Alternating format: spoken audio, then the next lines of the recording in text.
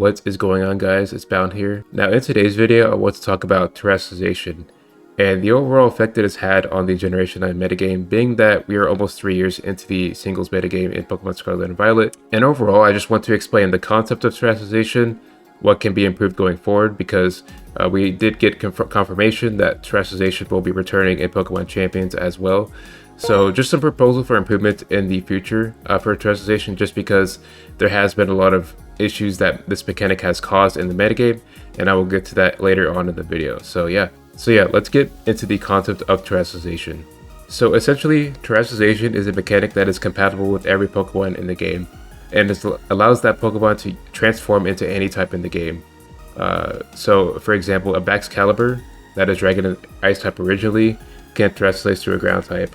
And Terra types can be used offensively and defensively.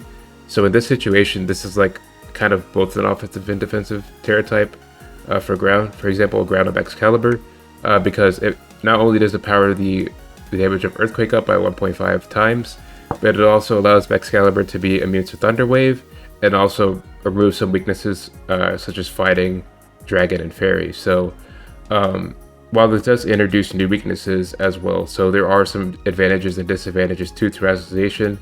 And then, for example, a Pokemon like Organical, using the Fairy type as pure defensive Terra type, no offensive benefits for Fairy, mainly because it is a defensive Pokemon. So defensive Pokemon and offensive Pokemon can use this mechanic to their advantage to try and completely sway the effects of a game, and even in some cases ending the game automatically because of a Terra type. And this is where we're going to get into some of the improvements that can be made to reduce this, because I do think this has damaged a lot of retention in terms of player retention, because the mechanic of the generation tends to directly correlate with player retention for the whole generation.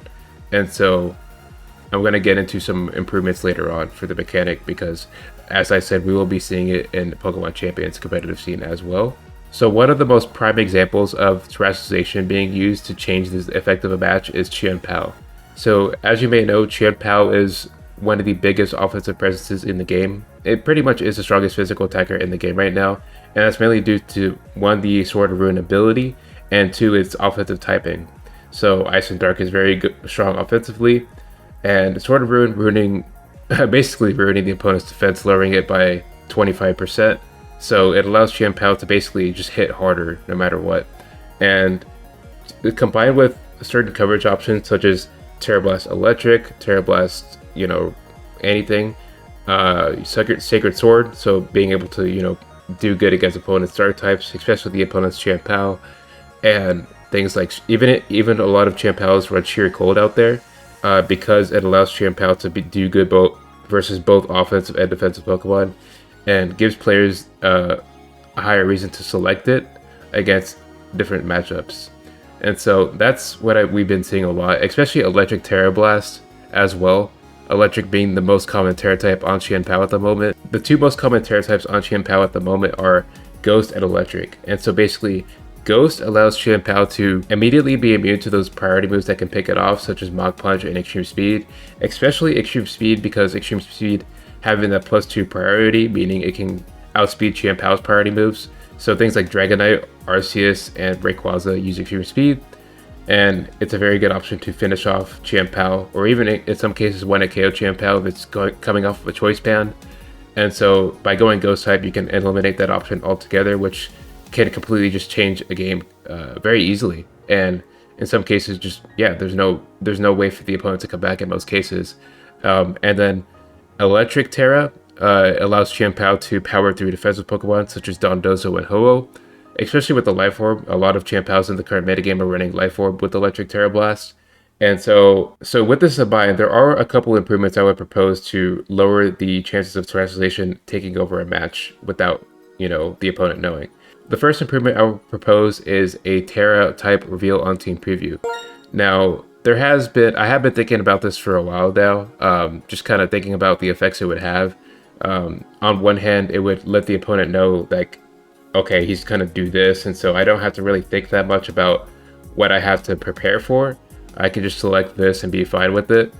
But on the other hand, it prevents a random loss because, oh, you weren't prepared for that, so too bad, and then you just lose. So it's kind of good and bad. The next proposal I would have would be, I think, overall more good than bad, and that would be showing the opponent whether a Pokemon has Terra Blast or not, because a lot of reasons why matches are lost in most cases is because of Terra Blast, and Terra Blast is a move that any Pokemon can use at any point, and it can just completely, a Pokemon that you can be like, oh, for example, Primarina on paper can deal with most of Chian-Pao's options, or pretty much all Chian-Pao's options, but with Terra Blast Electric on the table, like a lot of things are going through my head. Is he gonna go electric? Is he gonna do this? Like, even in some cases, Grass Terra is on the table for Chian-Pao, and a lot of them run Grass Terra Blast, and so it introduces all these unnecessary mind games. And so by notifying the opponent, okay, it has Terra Blast, not giving them the direct type of the Terra Blast, but letting them know that they have Terra Blast on the set is really, I think, can go a long way in terms of players continuing to play the metagame in general, because it at least gives the opponent some base point to go off of in terms of how they want to approach the matchup. Because a lot of the times, like especially for me, like I lose a lot of games from just a random Terra Blast, and there's no way to know until it happens, and at that point it's too late.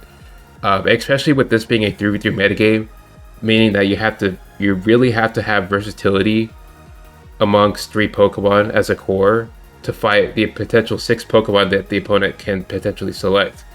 And so by at least having some way of alerting the players is really important, because a lot of players will just keep losing and think that it's their fault, whereas it's really not really their fault in a lot of cases. And so this is another reason why player retention rates are decreasing, especially in Regulation I and Regulation J. So those are the main proposals I would, say will improve Terastallization in the future in games like Pokémon Champions as well. So yeah, that's pretty much all my thoughts for this video.